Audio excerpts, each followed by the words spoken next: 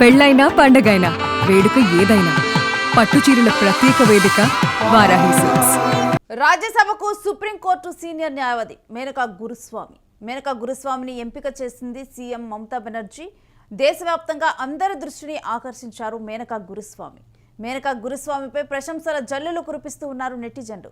2018లో స్వలింగ బంధాలపై చారిత్రాత్మక తీర్పు వెల్లడించింది సుప్రీంకోర్టు. స్వలింగ బంధాలను నేరంగా చెప్పే ఐపీసీ సెక్షన్ 377ను కొట్టివేయటంలో కీలక పాత్ర పోషించారు ఈ మేనకా గురుస్వామి కూడా ఎల్జీబీటీక్యూ పార్లమెంటుకు ప్రాతినిధ్యం వహించే తొలి ఎల్జీబీటీక్యూగా ఎంపీగా ఇప్పుడు తాను మారారు.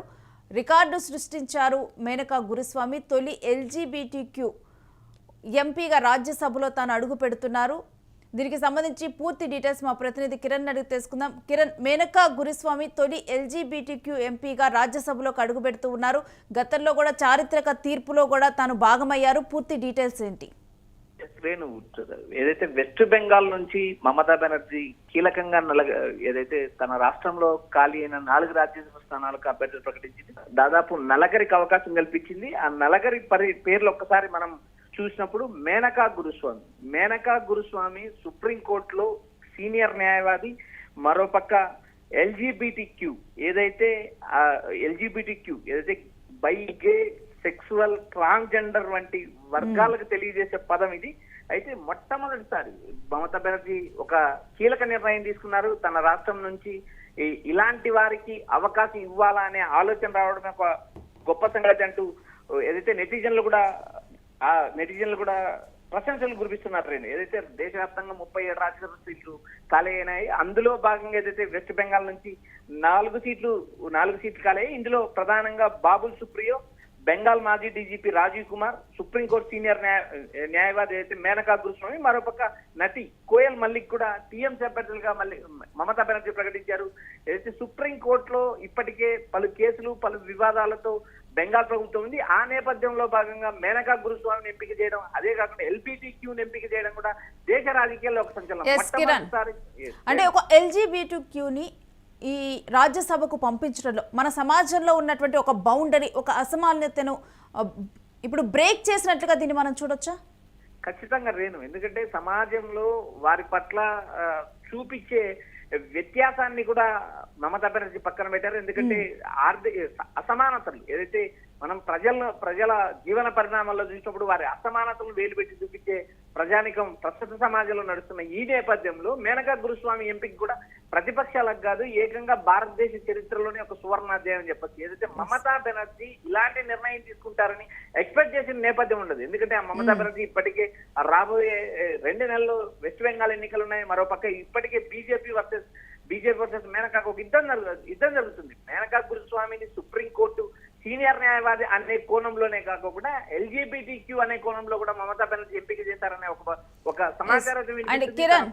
ఇక్కడ డెఫినెట్ గా కూడా మేనకా గురుస్వామి గురించి ప్రత్యేకంగా మాట్లాడుకోవాలి. అంటే పూర్తిగా కూడా ఆమెకున్నటువంటి నేపథ్యం, వీటన్నిటి గురించిన డీటెయిల్స్ ఏంటి? 2018లో స్వలింగ బంధాల గురించి సుప్రీంకోర్టు చారిత్రాత్మక తీర్పు వెలువరించింది. ఏదైతే 377 ఐపీసీ 377 కొట్టేయడంలో ఏదైతే నేరాలు కాదు అంటూ ఐపీసీ 377 కొట్టేయడంలో ప్రముఖ పాత్ర పోషించింది మేనకా గోస్వామి. అయితే స్వలింగ సంబంధాల గురించి వాదించిన జాబితాలో ఏదైతే సుప్రీంకోర్టుకు సంబంధించిన ప్యానల్ జాబితాలో కూడా మేనకా గురుస్వామి ఉన్నారు. అయితే ఈమె ప్రధానంగా ఏదైతే ఎల్జీబీటీక్యూ అనే కాకుండా సమాజంలో సీనియర్ న్యాయవాదులు కూడా గెలవలేని కొన్ని కేసులు గెలిచి చూపించి దాని నేపథ్యం ఉంది. మరోపక్క ఏదైతే గే, బై, సెక్సువల్, ట్రాన్స్జెండర్ వంటి వారికి అండగా ఉంటూ మరోపక్క సుప్రీంకోర్టులో పలు కేసులు వాదించిన ఘనత ఉంది.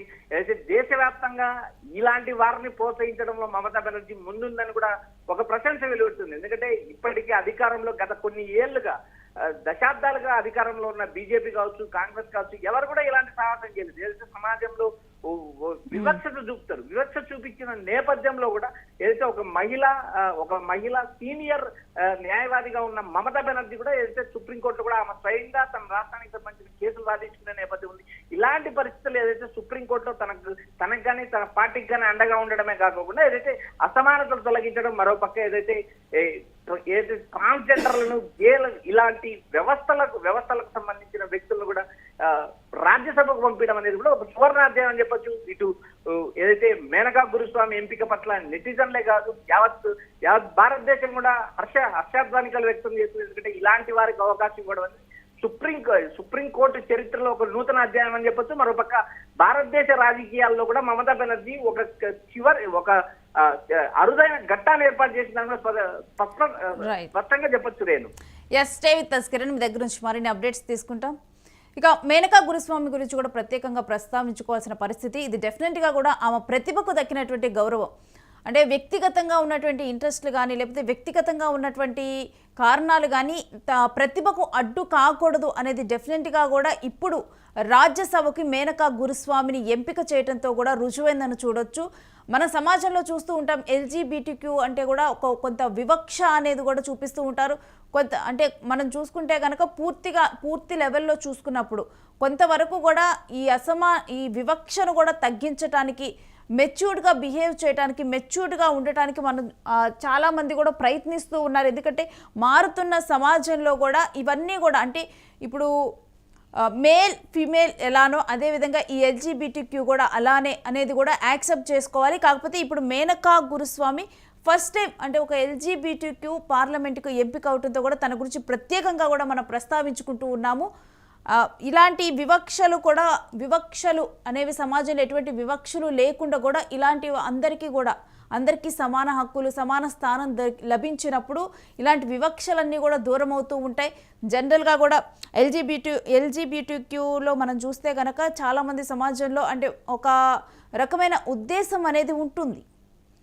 లేకపోతే కొంతమంది ఎల్జీబీటీక్యూలో ఉన్నవారు కూడా సమాజంలో అందరితో పాటు సమానంగా బతకటానికి కూడా సంకోచించేటువంటి పరిస్థితి.